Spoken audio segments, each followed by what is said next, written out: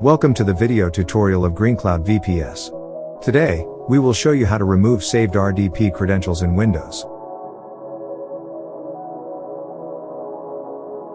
Launch the Run window by pressing the Windows key and R key at the same time.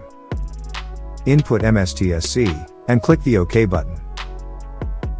Choose the saved credentials you want to delete, and then tap the Delete link. Click the Yes button to confirm that you want to delete the saved credentials. After that, the saved credentials will be removed at once. Access Control Panel in Windows. In the Control Panel page, click View By and choose Large Icons. Click the Credential Manager option to open the Credential Manager window. Under the Windows Credentials section, tap Windows Credentials. You will see the list of the saved credentials. Next, click the saved credentials you want to delete.